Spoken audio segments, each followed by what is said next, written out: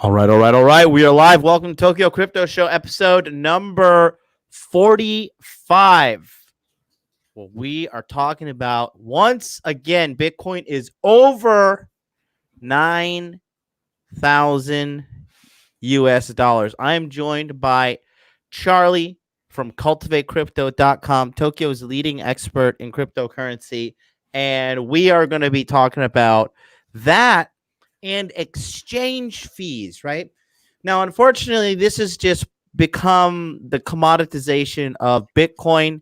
People are bringing their vampire fucking fangs into this goddamn community. And the reality is, if there's vampire fangs in the community, that means there's money to be made and money to be had. So we're going to talk about that today. And yeah, quite honestly, I'm surprised that Bitcoin has made this jump. But apparently, according to you guys in your trading chat and whatnot, you're saying that it is it is manipulation by the CME. Well, it's not manipulation per se. It's natural part of the market, right? Like the CME is a part of the market just like everything else, but the way that they cash out in Bitcoin is through basically paper contracts, or in a way IOUs. They don't actually sell out to you in Bitcoin, so they don't actually have to hold the actual asset. And so that's very similar to how you would trade gold through a lot of exchanges. If you do like gold futures trading, for example, you would not actually hold the actual gold, and neither would the exchange. They'd say they would have it in a bank somewhere potentially, but you would be trading a lot of IOUs. So that has negatively affected the price of Bitcoin since the CME came out. Right. So, what do you think? You think this is organic? Well, if you've paid attention to crypto long enough, there's not that much, that is fully organic. You got whales, you got Wall Street, you got the exchanges, you got so many players with their own interests that everybody's going to be playing this game, to line their pocketbooks. So it's survival of the fittest. Hey, Mo, see what up? So here we go. When are you hitting 5 digits again? What are you thinking? Second half of this year, second half of 2020. Or 5 digits in terms of over 10,000, right? Well, 5 digits is 10,000. Yeah, that's what I was thinking. 9,999 or over. For some reason, I was thinking all-time high. I don't know why I was thinking that. All-time high, I would say we got a good shot at it the second half of this year. In terms of, above 10,000, I would say around the halving, which is in mid-May, maybe a few months after that.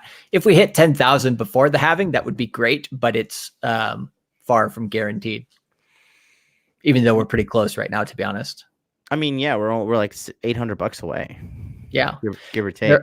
There's a lot of people on crypto Twitter right now saying, "Hey, we're going, over 10,000, very soon here." But if you pay attention to, you have to pay attention to the trend, which is up and down, just as much as the time, which is side to side. So most people are only paying attention right now to the trend, which, of course, is up. But the timing in terms of cycles, right now we're in Bitcoin cycles or Lucas cycles. There's a guy named Bob Lucas. Check out his YouTube channel as well. He has very, very, very good information. And if you use his cycles, which he borrowed from the traditional Forex markets and applied them to Bitcoin, if you follow his cycles, you can see that actually Bitcoin right now is bullish, but we still have a new low that we have to go down to, not in terms of lower than the last low in price, but in terms of lower than we currently are, because right now we're on day 42 of a 60-day cycle. And that means that the next 20 days, roughly, we have probably more potential for downwards price action than we do upwards price action. But yeah, Extra Guac saying over 9,000, but Crypto Twitter didn't have any of those Vegeta memes. Well, I mean, unfortunately. I just think it's kind of getting to the point that people are like, oh, well, and they kind of meh, meh. Exactly. If we pull the chart up, take a look. Talk about this, Charlie. See if you can pull up what was the price of cryptocurrency, Bitcoin, 1 year ago today. See if you can tell me like that. Let's give that a shot. Because, like I said, we've been we've been talking, and I don't know, everybody's just afraid to pull the trigger and whatnot.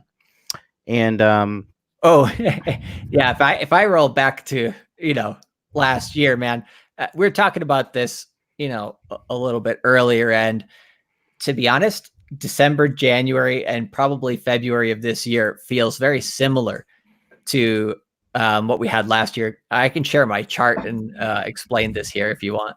well, what's the price that was at on this exact date last year? January 29th, 2019. What was the price of Bitcoin, and what is the current price?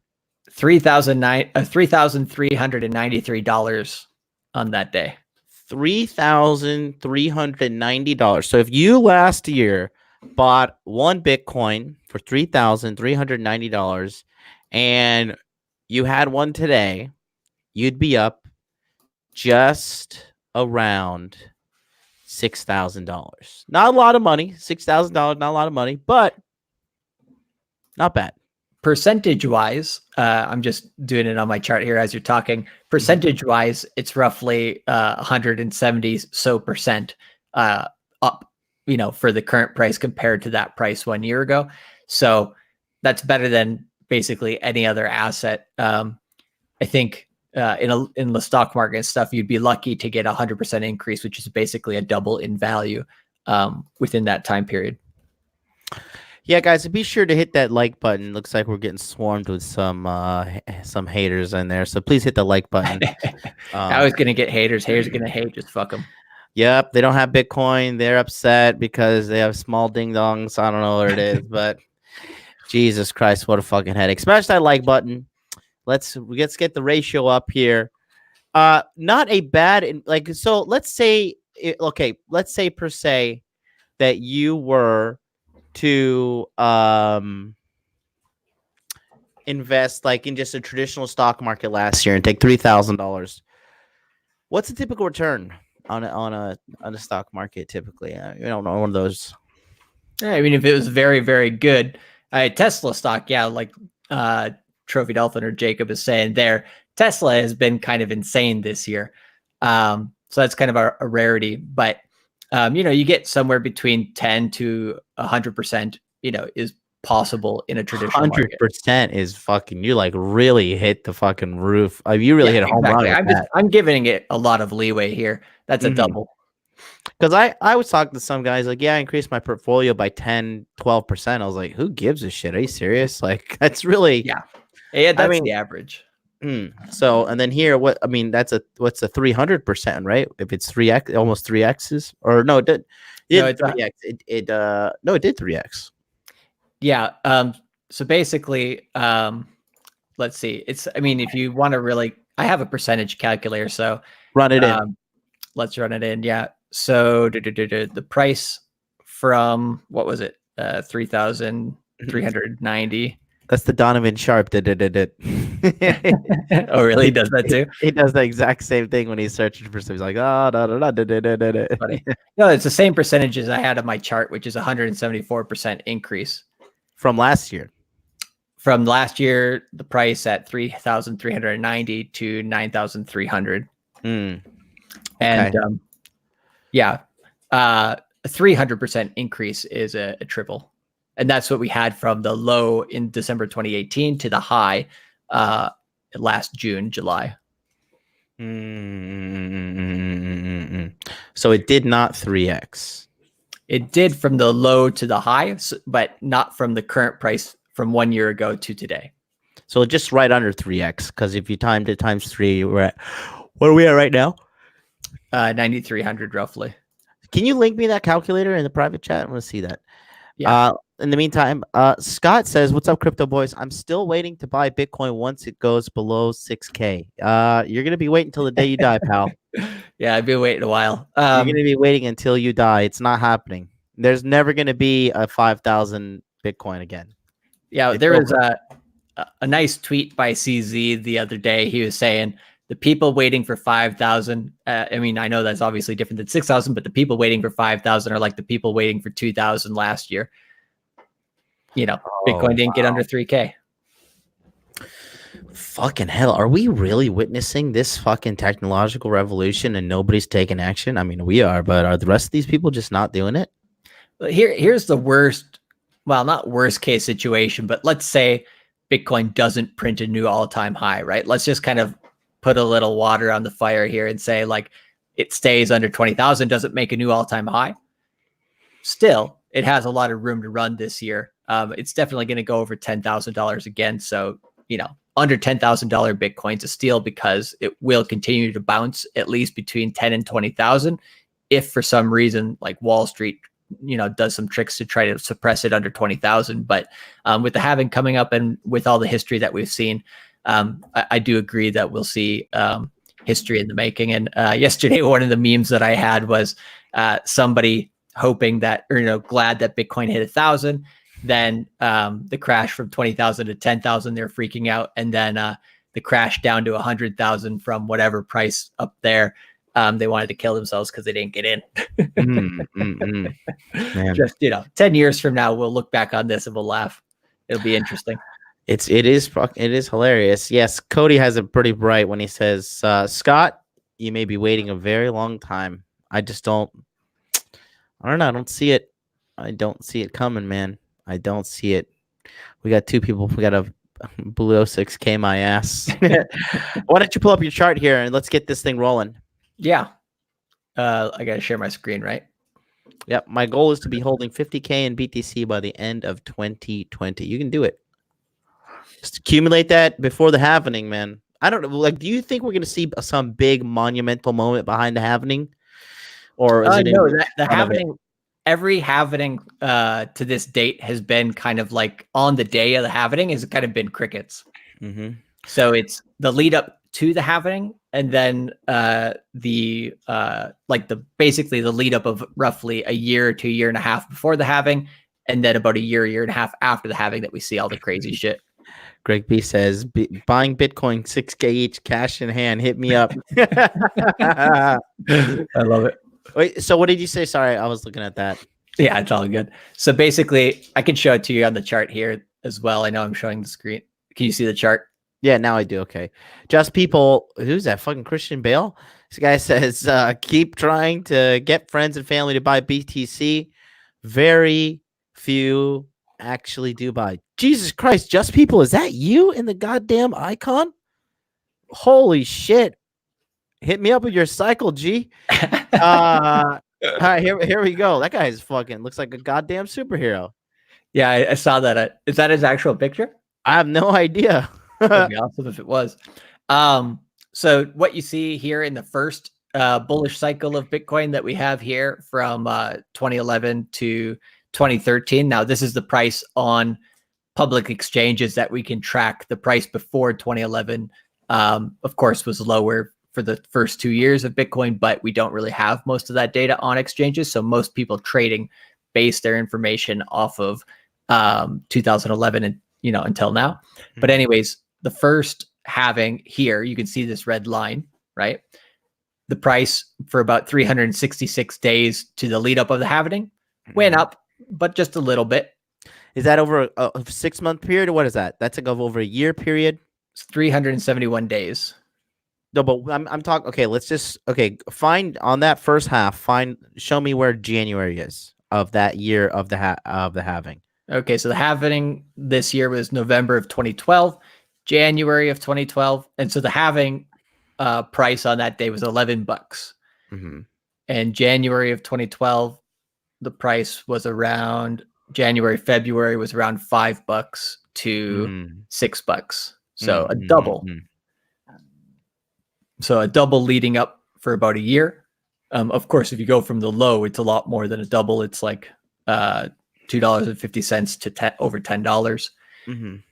And then the next 300 and whatever days after 372 days, basically the exact same mirror image in terms of time. The price just shot up like crazy after the halving, right? Mm-hmm. Then we go to 2016. same process, but longer. So from the low before the halving, it was about 542 days from low to the halving time. The halving time at that time was about $650. Okay. And when it was the low before there, it was at 150. So that in terms of percentage wise is about a 300% move up. So that's a triple in price. Is that from when was the halving date on that one there? That was around early July 2016. And then in January it was January of 2016. Like $800, $900, right? No, it was around like 390. So it seems to be doubling. Yeah, so it went up a bit, right? But it didn't go that much. I think in terms of percentage, yeah, it's about a double. It's 100%, like you said. Yeah. And the first time it doubled as well, it went from 5 to 11. Right. And so then are you thinking? Well, here's the thing: is like the actual all-time or the all-time high at the end after the halving before it retraces back down. That percentage has been getting consistently lower. But let's just look at the current situation, right? Let's do some hypothesis of what we think let's see what we think the halving will do. Yeah. I mean, we've done this a little bit before, but it's always good to kind of hey, I love talking money. You guys like talking money? Hit me with the number 1 in the chat if you like talking money. Who wants to get who's holding Bitcoin wants to get fucking paid?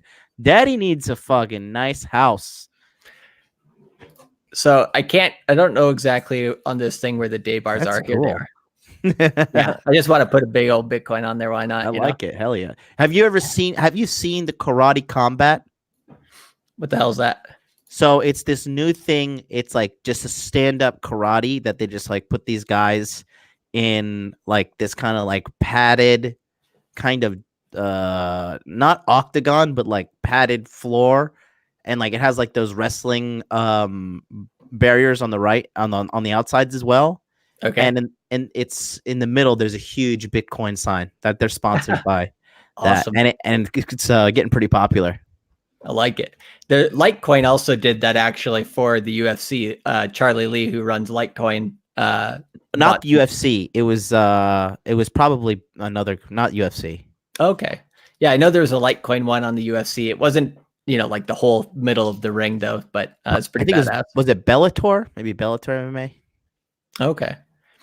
You can still see my chart, right? Yeah, it's still up. All right. So here, in the current run up to the halving, we had the low of 3,100, right? That was about 526 days before when we're roughly going to have the halving. And that's the same roughly as the last one. Okay. And when we look at the current, like last year of price, we had a triple in price run up, right?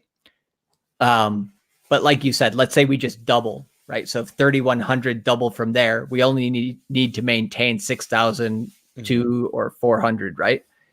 Before the halving in order to be more than double up by the time it comes, which was what, happened last time. Last time it went up a lot more than that. But you're saying January of the same year until the halving, if it were to double from there, that would be Bitcoin price. January this year, we've had price anywhere from 7,000, low 7,000s to high 9,000. So a double would be 14 to 18,000. I don't know. I don't think that will happen by May, but hell, it's possible. And, the thing that I like to look at is what happens after the halving, because that's when the real stuff's going to go on. You'll know if this shit is legit or not for sure after the halving. And if we just put like another 520 some days, something like that, that brings us to a target date that it won't show me on this goddamn chart, which is annoying. But basically the second half of 2021. So approximately, if you just did a little estimation, it looks like that stops at 10, right? Yeah, it stops on June 2021. So like July, August, we're going to be, you think so July, August is where we're going to see a really peak high? We start seeing this price probably late summer of this year to the end of the year start pumping pretty good. Mm-hmm. So after the halving, I mean, you can just see it. I mean, it's history doesn't have to repeat, but it does rhyme. So we have a bit of a run up, a shit ton of a run up, a bit of a run up, a shit ton of a run up. So what's the percentage? Because I want to run some numbers here, hard numbers. So from what to what? So from actual On the low previous ones, what was the 500 days prior, the 500 days after? What did it average? You said the percentage keeps on increasing. So decreasing. I mean, yeah, obviously the price is increasing. Right. That's the funny thing. It's kind of counterintuitive, right? The price keeps increasing in dollar value, but in percentage, it gets lower. So the volatility, even though the prices are higher, is actually lower than the old history of Bitcoin. I could totally believe that. I mean, it's just math. That's the way it is. Because the low to high in the first run up was about a 53,000% increase, which is and then 12,000, and then 12,000. And so what I'm thinking, 75%, give or take. Yeah, that's like a divide by 4, basically, right? Or roughly, maybe a little bit more. So 12 divided by 4 roughly is 3. 4 or 3. Yeah, exactly. And so last time that we talked about this, I showed you this as well. Sometimes you have a short memory, but I don't fault you for that. Well, I only do 6 shows a week. I know. Yeah. Well, money is important too. But anyways, a 3,000% increase, a quarter of that last one would bring us up to that $90,000 to $100,000 mark, which is, what we're realistically aiming for. Jesus fucking Christ. If that shit really happens, good Lord. Every time you say that. Yeah, I know. People just are like, what? Really? No way. And I mean, normies are going to norm as well, but also, I mean, it is one of those things that it's like the only difference in the Bitcoin market between these first two and now is that we have Wall Street starting to play their game and trying to push this down. Well, the Bitcoin exchanges, of course, want it to go up. So you got more of a tug of war, more of a global battle per se going on, which we didn't have the first 2 times. So that's the main difference in. So 90,000 by either the end of the year or end of 2021. I don't think by the end of this year. I think it takes a while to get up there, and I think probably the second half of 2021 makes sense. Do you think that? Oh, you were right. It was Trophy Dolphin says it was UFC that Litecoin partnered with. My mistake. I think it was Dash or something that partnered with Bellator. Okay. Holy shit. Don't you think that the government's going to step in and be like, fuck you? So who's the government's best friend when it comes to finance, right? It's Wall Street. Donald Trump. Oh, Wall Street. Well, he's part of that. He's part of that world too, right? Angelo, says Bitcoin is sponsoring ONE FC fighters. Actually, it is Bitcoin Cash and Bitcoin.com. And I was actually responsible for the introduction made for, it was a female fighter, I believe her name's May Yamaguchi. I introduced my friend who knew her, and I actually helped. Yeah, I remember that. Yeah, I helped facilitate that trade. That was interesting. Yeah, I was with Edwin. Yeah, I remember that. I remember him talking, you guys talking all about that. We had that group going when Bitcoin was going nuts. Dragon Energy. I remember that one. Dragon Energy chat. Fucking hell. So, okay. So Wall Street, the government. So what do you think? Like 90 grand, 90,000 is like, they're going to try to drag it down. So, they basically admitted popping the bubble, when Bitcoin went to 20,000, the CME, Wall Street did? Yeah, the CME, Chicago Mercantile Exchange. How did they pop it? So it was kind of what I was explaining to you yesterday. They put out Bitcoin futures, which are contracts. They're not actual Bitcoin. And so people don't, it basically floods the supply of the market. And so even though it's not real Bitcoin that they're trading, it has an effect on the price. And they do the same thing with precious metals and gold, like gold. But basically, you can see it. I think it came out on the 18th of December, and the high of 20,000 was on the 17th of December. So it came out the next day, and the price immediately started dumping. So you think they did that intentionally to crash the price or to make money? No, they admitted this year or last year in 2019. There were several news articles about it that the CFTC, the Trade Commission, admitted, yes, we were trying to protect investors and we wanted to do what we could to pop the bubble and bring down the price. Fucking hell, dude. I could try to find the news article for you and give you the link as well. Yeah, definitely. But let's continue. Okay, so let's do some quick analysis of what's going on with Bitcoin right now, because this honestly, this price jump has scared it has really startled me. Did you? I don't think you saw this coming either, did you? Not this high. So I expected us to be rejected below that last wick. So if we zoom in here real close, we had this low here in December. You can see this green arrow down here. That's a cycle low, a 60-day cycle low. And I knew at that time that the price was going to go up from there. I didn't know exactly how much, but usually at least for 10 days.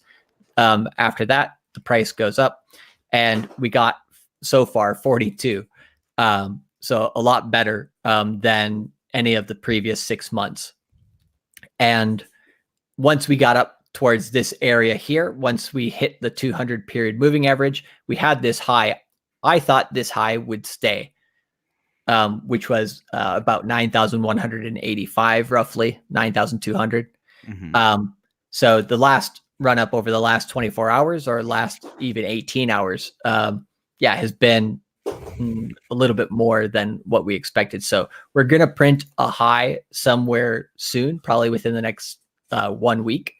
And then, if not already being in, and then we got to come back down here before we can continue running up. But I think we do not go lower than that 6,400 price that we printed in December.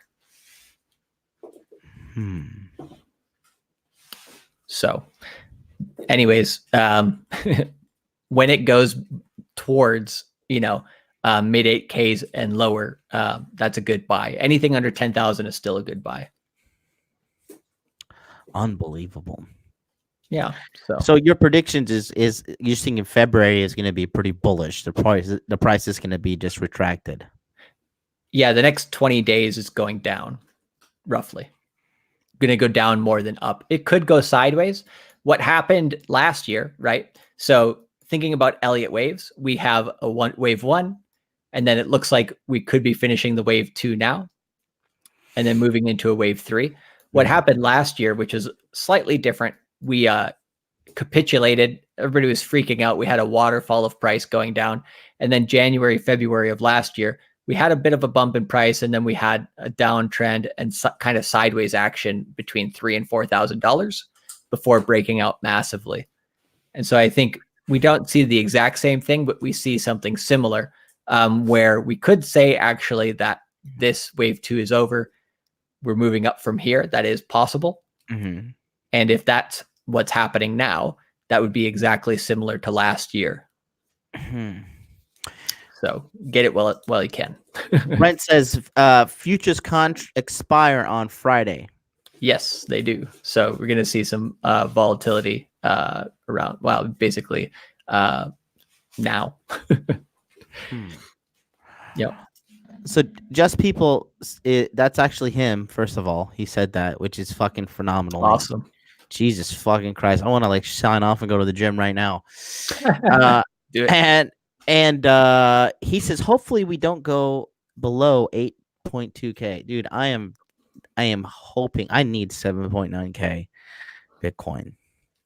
And today's episode is brought to you by Saltcoin, which I'm holding a bunch of right now because I was salty as a motherfucker today. There is an actual Saltcoin. I know. Okay.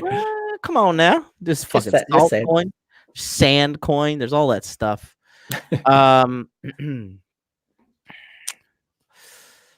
Well, we got to talk about this. So today I was making an aggressive move, right? I was making a move with. I know that we're not going to stay at this 9K region. I do believe that we are going to drop because it seems artificial. And anytime you have these outside sources causing an artificial pump, well, what happened is,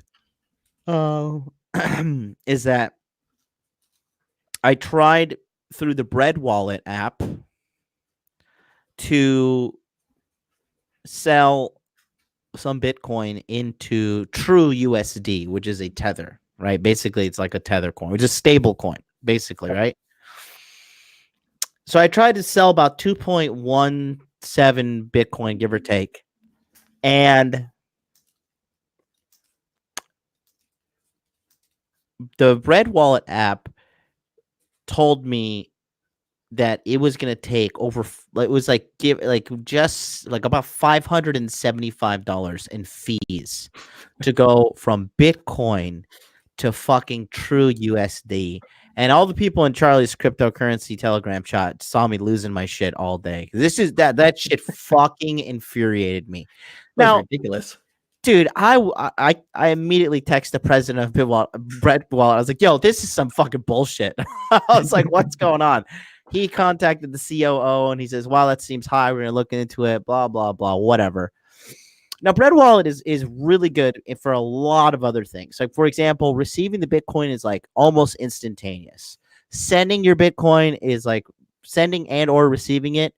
It's good. It's very cheap, right? Now, the negative sides about the Bread Wallet is credit card fees are absolutely insane, dude. They are fucking crazy. You tell me to pay $500 in fees, I will fucking hit you with the baseball bat. Like, yeah, it makes no sense. No, it makes no fucking sense. And then the fact that here, let me just I'll try and do it right now. Entertain the people in the meantime while I run this, Charlie. Well, I think you were saying, you're telling me about that, markup in price in terms of the fees, right?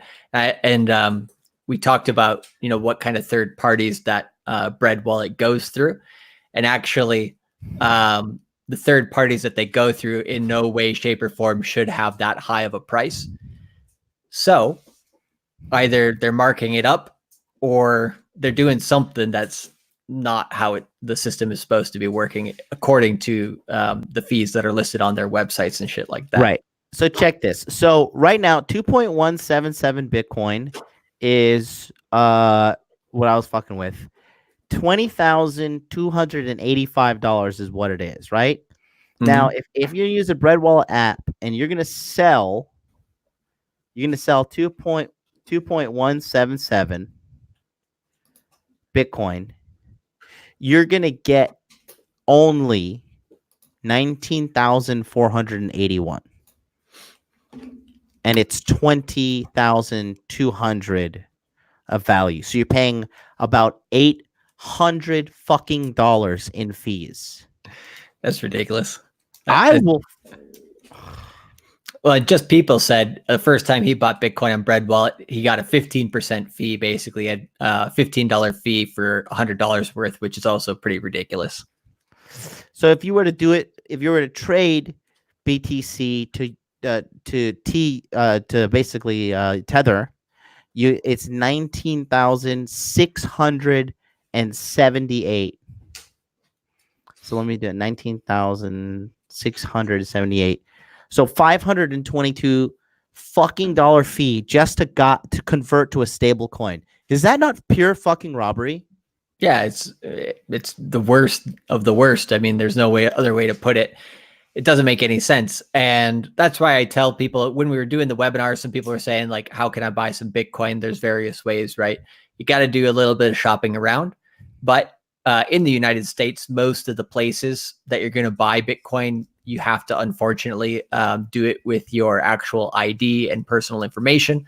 So in order to do that, well, the two places that you got that are going to be the quickest and B, the most convenient are going to be Binance US or Coinbase, unfortunately.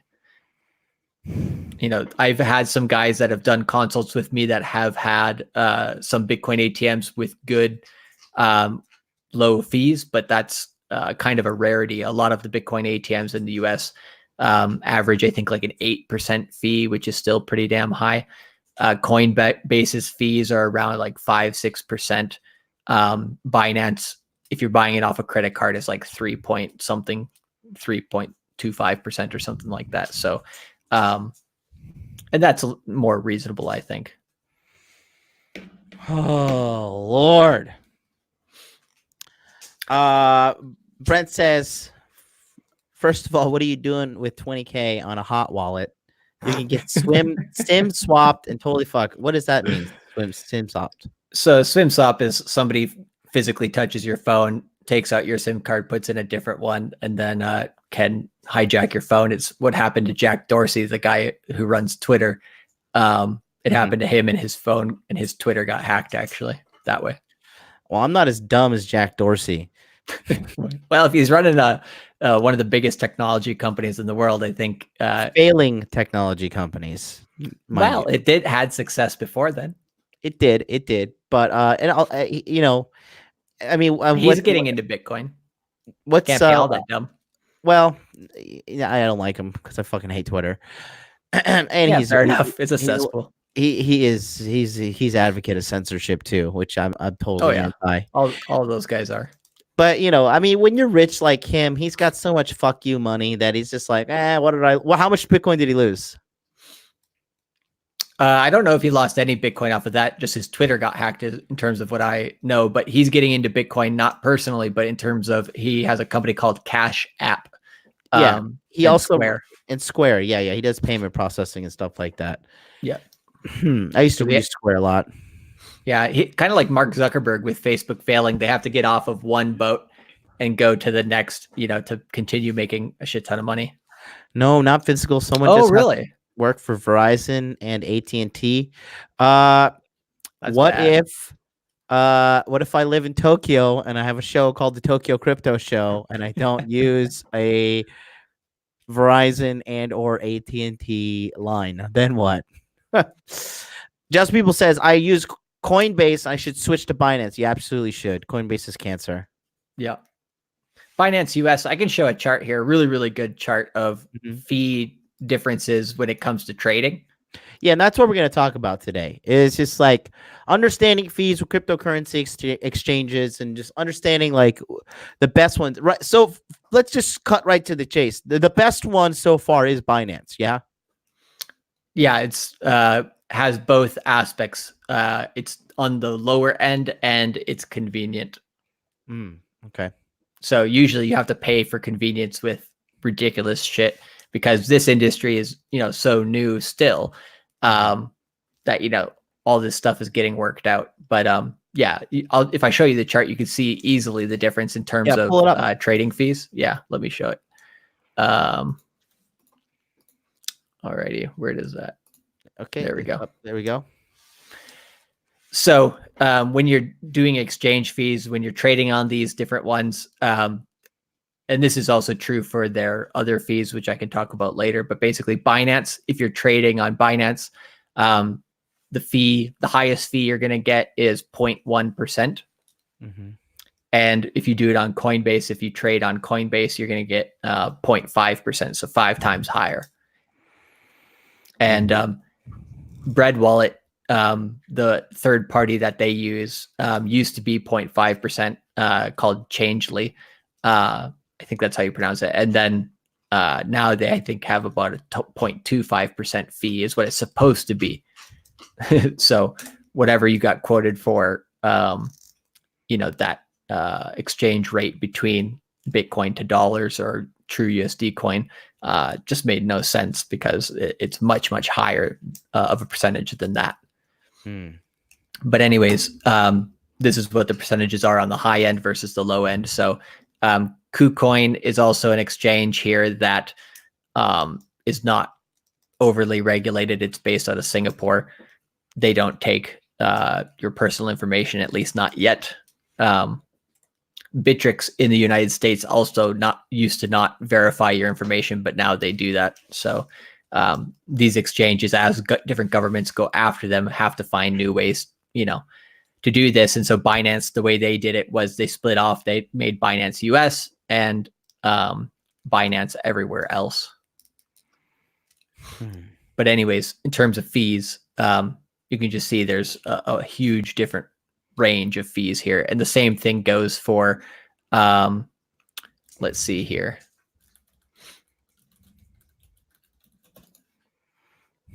Here, the fee, or maybe this wasn't the best one. What was that? There we go. Oh, no. Damn it. Where was that? Oh, here we go. So the charge on your credit card for Binance, and this is the same both for Binance International as Binance US, the trading fee is 3.5%. So for a credit card transaction to buy Bitcoin, which that's not bad. It's not bad at all. And on Coinbase, they have two different fees. They have a 4% one plus a different percentage, which I think equals out to like 6 or 7%, which is pretty high. This is a very good question here by JJP. Jesse says, I thought the point of Bitcoin, no big bank corporate fees. So here's the thing, right? It's not a fully fledged environment for cryptocurrency yet. The thing that's coming out that we barely even have right now is a decentralized exchange, because these exchanges, right? Coinbase, Binance, they don't, hold your actual Bitcoin. Yeah, the dog's fucking freaking out here. Pick them up and show them to the people. Louis, the crypto dog. He's eating his little bone right now. Fucking crypto Louis. That's the puppy that my Rolex got stuck on that dog's neck. Yep. But yeah. So basically, yes, the point of Bitcoin is to get away from the banks as much as possible. But these exchanges basically are banks because you don't hold your Bitcoin on them. They basically give you an IOU, right? Is basically how it works. So decentralized exchanges, you will actually own or hold your private keys to your Bitcoin as you can trade on those decentralized exchanges. And as you do that, then you don't have to give your Bitcoin over to a third party in order to trade it. Right. And so eventually, the different things that we'll have so that we can interact with Bitcoin via trading properly will allow us to have exchanges that are decentralized, but we don't have that right now. But if you just buy and hold Bitcoin itself in terms of its own technology is, not controlled by the banks. You can actually hold it in an emoji. You can hold the private key, secretly in your house. It's kind of like stashing gold in your backyard or something like that. Or around your neck. Is it going to be a point that we can get that we can just easily get it going on, like from just getting in and out between Bitcoin and fiat? Not in the United States. The government doesn't want that. And so the way that they do that is they only allow certified exchanges like Coinbase or Gemini or Binance US to do business in the United States. Everybody else, they jail. So I don't know, but don't you think like it'll be lucrative for people, and then they will be like realizing that, oh fuck, like like the government basically is not going to want to miss out on that money. Do you think so or no? The government won't care about that until their method of printing money fails, because they can print as much money as they want right now. And they're doing it. They're printing billions and billions of dollars every week. And so they want to keep that within their friends, within the top, group of banks and everybody. They don't want to spread it out to the people, no matter how much they say they do. So they want to keep their game going as long as possible. So until the US dollar inflates like crazy, then the US is going to continue dragging its heels on this. But the one thing I was talking about this on my show yesterday, and stable coins like a US digital currency. Right now, China is making a digital yuan, which is called a central bank digital currency. Right. And so central bank digital currencies will be the first things that governments are willing to kind of concede to Bitcoin. So they'll be like, okay, we want to compete. This does have some technological benefits from the blockchain that we can use in our dollars or our yuan or whatever currency we have. So we're going to try to be competitive. So it's probably a lot of the innovation is going to come from either countries that want a new way to control money, or countries that are small that are having problems, like Greece or some South American countries that need it or that want to be more competitive. Also, countries that are getting sanctioned. North Korea right now is trying to hack as many different exchanges and steal so much Bitcoin as much as they can, actually, which, take it for what it is with, obviously they're a shitty ass country, but, they're going to try to find ways to go around sanctions, and they're using Bitcoin as that. So that's one of the reasons as well why the United States gets pissed off at this type of technology, because it circumvents their way that they rule. So it's going to be my prediction here over the next decade, and definitely it's starting. It already started last year with Libra. Is that we have a geopolitical tug of war between the free market people who actually want to take control of their own finances via cryptocurrency, and also via governments that are competing towards each other or against each other. They're all going to try to find a leg up one way or another. Right now, what Russia, China, and Iran are doing is they're hoarding gold so that they can not use the US dollar. They don't want to use it as their reserve currency anymore. And so they're hoarding gold because they don't trust each other's currencies. So some of those countries may also at some point get into either Bitcoin or a digital stable coin from their central bank. And actually tomorrow, in my newsletter, I'm going to send out what is the difference between a stable coin, a central bank digital currency, a digital currency, and a cryptocurrency, because those four terms, they have a lot of similarities, but over the next decade, there's going to be a lot of different uses for this technology in slightly different ways. It's a lot of information, right? Yeah, definitely. It's a crazy new world. Yeah, there's going to be, there's just so much fucking, good Lord, there's just so much fucking money to be made out there with this field of, just cryptocurrency and everything. It can be very overwhelming as well. Oh, it is. Trophy Dolphin says, is there a way to quickly change BTC to cash in Japan? You can go to a Bitcoin meetup and meet some people and tell them you're looking to sell some Bitcoin, or he says besides local Bitcoin, or just Bitflyer. Do you have a Bitflyer account, Jacob? If not, set one up, man.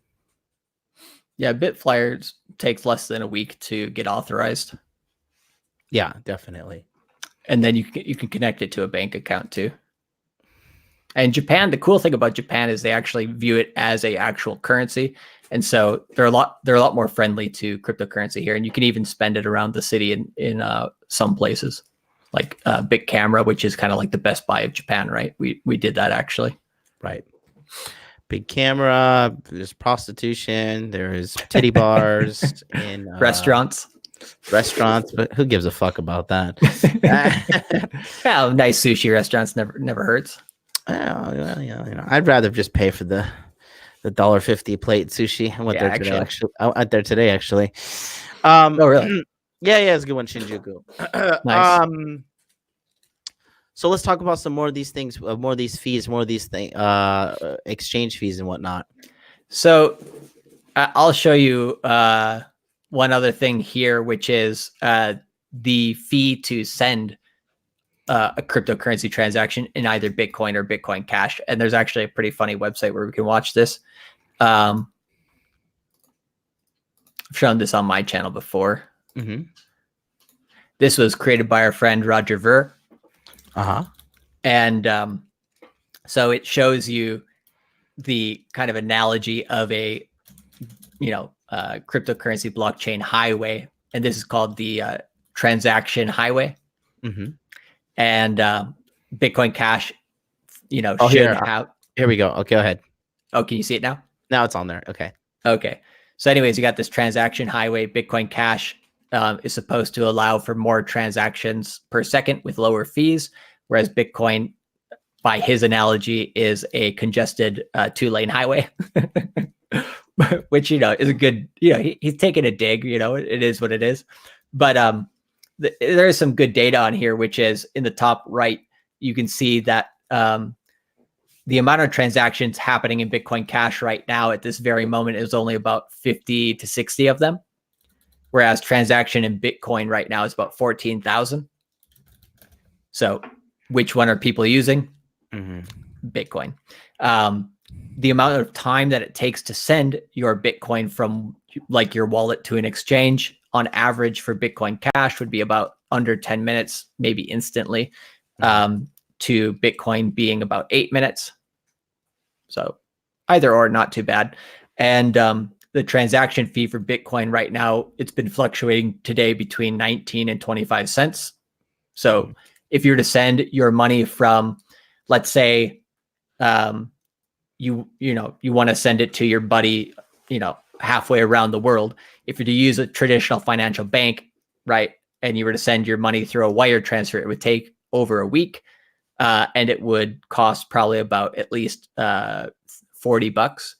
Whereas here, it will confirm within an hour, and it will only cost 25 cents. And that's using Bitcoin. So both of these, are very quick and very cheap to transact with comparatively to, when it comes to like international transactions.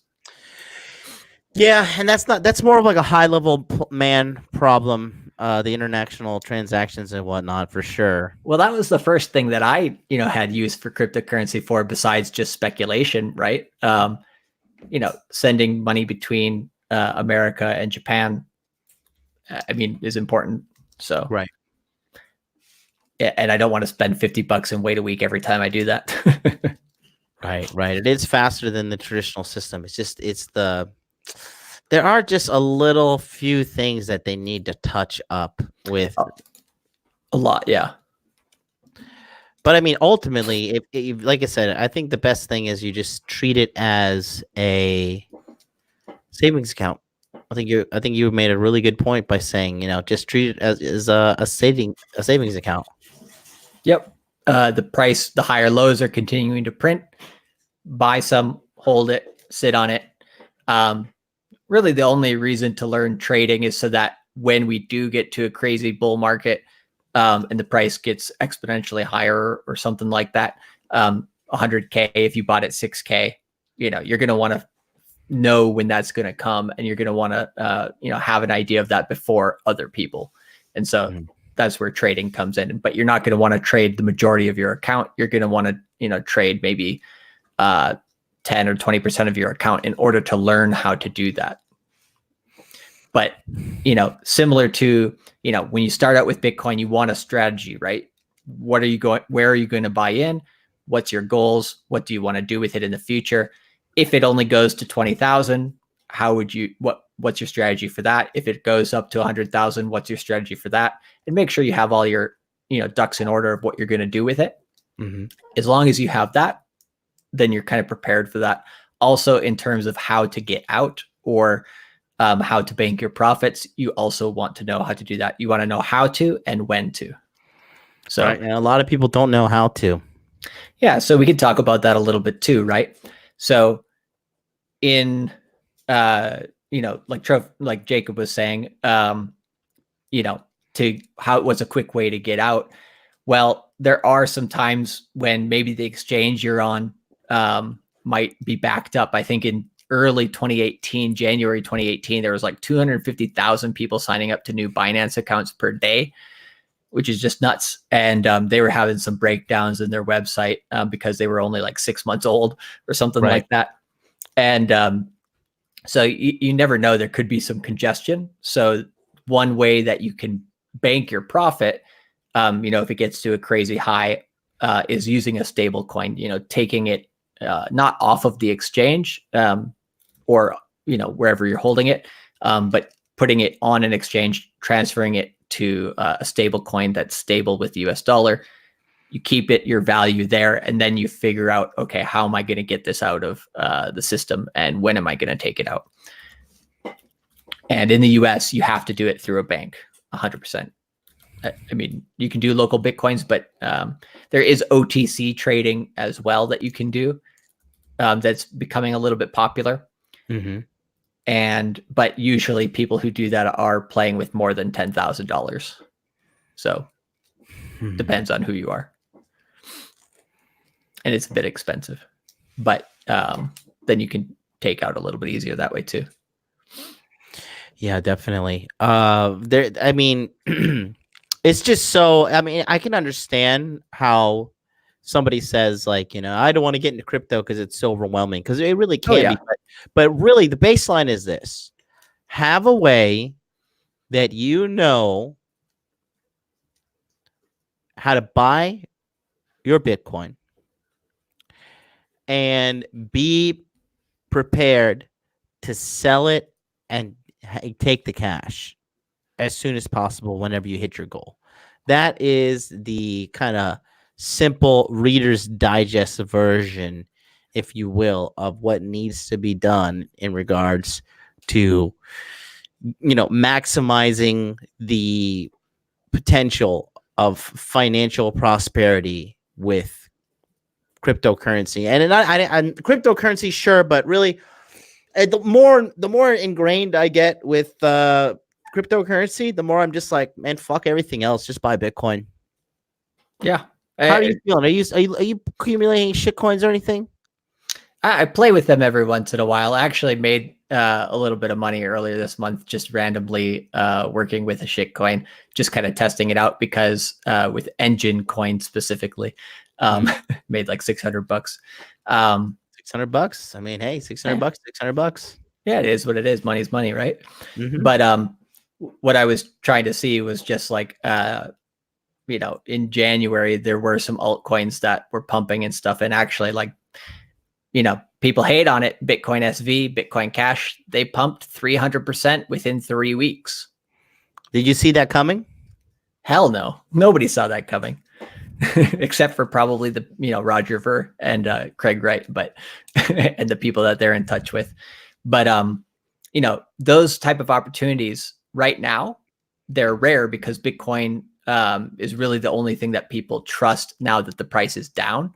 Once we break that 20,000 all-time high, the altcoins for quick trades, if you do understand trading and you do day trading or swing trading, those extra gains, as long as you know when to get in and when to get out, or at least when to get out, like with Verge, right? In 2017, we got in hella cheap. We made a good profit, but then we didn't bank it soon enough with that one in particular, right? So, you just have to bank it once it's there. You can't be like, this thing's going to be the future coin where all the robots are going to be using it or some shit, Bitcoin's the only one that you can trust to hold for a long time. 2 questions here. First, this one's really important. Is prostitution legal in Japan? Technically, no, but there are health service restaurants in certain districts where you can feel refreshed after receiving a light meal and companion of the staff member who is a scantily clad woman. So yes, it's legal.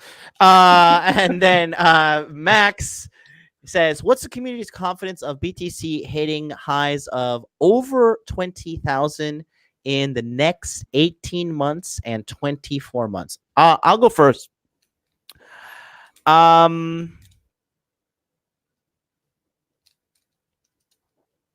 I need some of that hopium Charlie's been smoking. I'm good. I'll tell you what mine is, but I'll wait for you to say it. I mean, what you want to say, but I already got my answer. To be honest with you, I'm just burned out from working my ass off doing the webinars and stuff. So my brain is just like sizzling, like a piece of bacon sizzling in a frying pan. 18 months, 20K. Yeah, for sure. Even 24 months. Yeah, and nothing in life is guaranteed. So I'll put it only death and taxes. Oh yeah, forgot about that. You're right. Yeah, basically. So and fuck taxes, but fuck death. Well, yeah, if you can. Exactly. But yeah, I'm gonna say 95% just because you have to have that 5% hedge. But I mean, what we're talking about there on the charts, right? End of 2021, so that's within 24 months, hitting above $50,000. I also think is very, very highly likely. Yeah, so yeah, like I said, I'm bullish overall. I mean, hell, what the hell was what was Bitcoin's price in I'm just so I'm so in it already. And I'm also making aggressive moves right now privately that I do believe in it, but I just think it's because I've been working so hard lately. I'm just burned out, so I can't really give a clear thought out answer. But to bet against Bitcoin is to bet against the internet, and the internet always wins. That's why Trump won the presidency. You know why Trump won? Not because he was Trump, because the internet sided with him. Anytime the internet collectively gets together, that human consciousness gets together and decides something, it happens, and nobody can stop it. No government, nothing. They have tried to stop Bitcoin. The motherfucking thing used to be 1 penny. Now it is $9,000. Yeah. If you do not, I know some people watching are Max is super smart kid. Max, I fucking love you. If you are technologically inclined beyond watching us on YouTube, you kind of understand the power of the internet, Amazon, all that shit. We are an internet society. People lose their fucking minds if they don't have internet. People go crazy. The internet is an extension of the human consciousness from this moment on. And it will always be here unless we have some terrifying EMP attack or aliens come or something. But other than that, I mean, well, are you gonna bet against the internet? We were talking about this a little bit yesterday. What's the only thing that would get the general population upset enough to actually do something, get off their couch and actually go to a damn protest? Because people are protesting on Twitter and on Facebook, and they're not actually going out and doing things, in the real world that much anymore, which the government likes.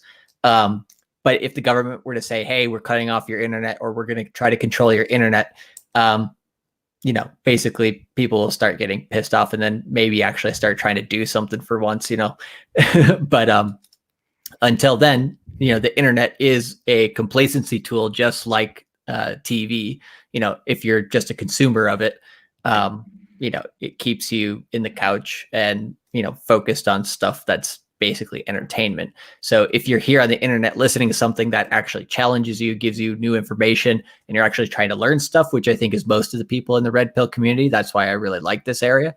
Mm-hmm. If you're doing that and you're trying to improve your life through the internet, that's the sharp side of the internet that the government wants to limit, but they can't, like you said. Mm-hmm. It's not going anywhere. We'll see, man. Everybody, where Bitcoin's, well, I mean, hell, even if Bitcoin was $6,500 right now, that's a huge jump from where it was. But here we are, floating around 9,000. Nobody's batting a fucking eye. Yeah, and like you said, from $1 or 1 cent, right? One fucking penny, man. Yeah, or basically zero, right? It just came out of a fucking computer. So stack it up, boys. I'll be here. Listen, Charlie's a nice guy, but I'm gonna rub it right in your fucking face. I'll let you do that. I'm gonna live stream from the house I'm gonna buy in Florida, and I'm gonna just fill it with crypto thoughts, and I'm gonna be like, look at all this crypto money I made here. So that's going to do it for us today, guys. Thank you so much for tuning in to the Tokyo Crypto Show, episode 45. Be sure to check out Charlie. His website is on screen, cultivatecrypto.com, where he offers in-person training and also a live Telegram group that is filled with experts, myself included, who basically give you day-to-day news and updates and trading strategies. We're not in there just having a good old time. People are in there making money, myself included. So Facebook user says, I want to take advantage of Bitcoin halving this year. I'm just getting started with crypto. What's the best way to do that? Book a consultation with Charlie. It's $75. You get a whole hour. He's gonna sort you the fuck out. This guy knows what he's talking about. He has made 6 figures plus with, I mean, I don't want to go into your detail, your finances. It's all good. But he has made money. And if you're serious about that, go to cultivatecrypto.com, book a consultation. 1 hour, he will red pill your ass on the cryptocurrency and get you set up and rolling. And don't be a guy that is just sitting back and then you're watching this opportunity passing. This is the new .com rush. This is the digital gold rush. Facebook's not getting involved for no reason. Twitter's not getting involved. Goldman Sachs, United States government. I mean, the list goes on and on and on. Okay. China, right? You got to realize most people are dumb. Most people care about the fucking coronavirus and Kardashians. Last week we had World War III. This week we got World War Z. Like, it's just like all these normie distractions, while the real shit is held by the gangsters of the world who don't watch fucking news, who take action, and who study this shit. If you don't think cryptocurrency is happening, I don't know what to tell you. I don't know what to tell you, because cryptocurrency is here to stay. It's not going anywhere. It's not a fucking fad, right? And cryptocurrency is open source freedom too. And now more than ever, people are demanding freedom. Okay? Keep that in mind. So until then, boys, we'll see you next week on the Tokyo Crypto Show. Peace out.